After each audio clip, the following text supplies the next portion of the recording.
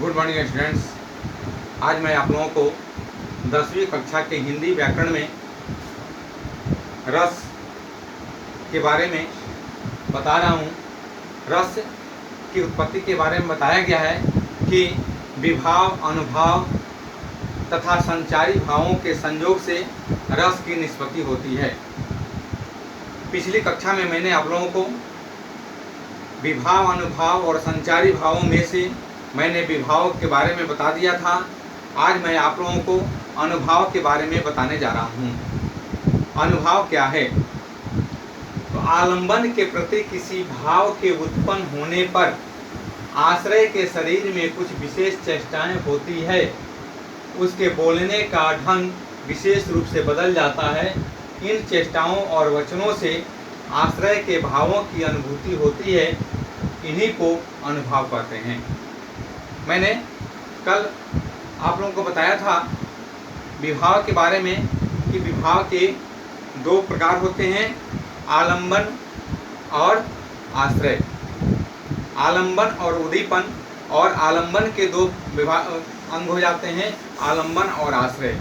आलंबन के बारे में मैंने बताया था, जिसके प्रति मन में भाव जगता है वह आलंबन होता है, और जिसके मन में भाव जगता है वह आश्रय होता है। अब यहाँ बताया गया है कि आलंबन के प्रति किसी भाव के उत्पन्न होने पर आश्रय के शरीर में कुछ विशेष चेष्टाएं होती है।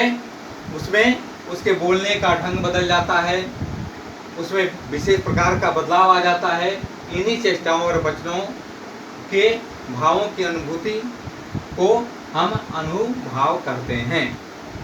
जैसे मान लीजिए कि कोई व्यक्ति किसी व्यक्ति को कुछ बोल दिया, या फिर एक तमाचा लगाकर वहाँ से चल दिया, तो उस जो तमाचा लगाकर वहाँ से चला वह आलंबन हो जाता है, और जिसको तमाचा लगता है वह आश्रय होता है, क्योंकि उस आश्रय के उस कार्य से आश्रय में प्रतिक्रिया होती है, और आश्रय का क्रोध से मुंह लाल हो जाता है, भावें तन जाती है ना।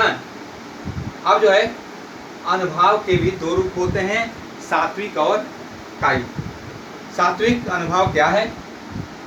जिन चेष्टाओं पर आश्रय का कोई वश नहीं होता, अर्थात वे प्राकृतिक रूप से दृष्टिगोचर होती हैं, वे सात्विक अनुभाव कहलाती हैं।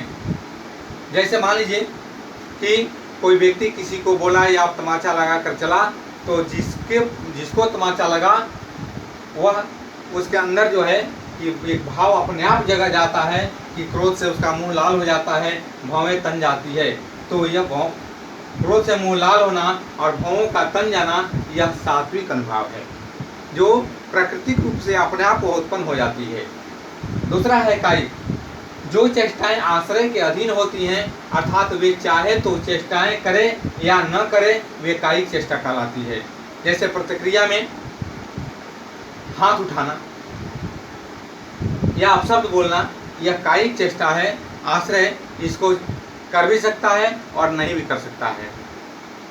इस प्रकार आपने देखा कि अनुभाव क्या है, और उसके दो प्रकार सात्विक और कायिक अनुभाव है, और दोनों क्या है इसको आपने जाना। इसके बाद मैं अगली कक्षा में आप लोगों को संचारी भाव के बारे में बताऊंगा।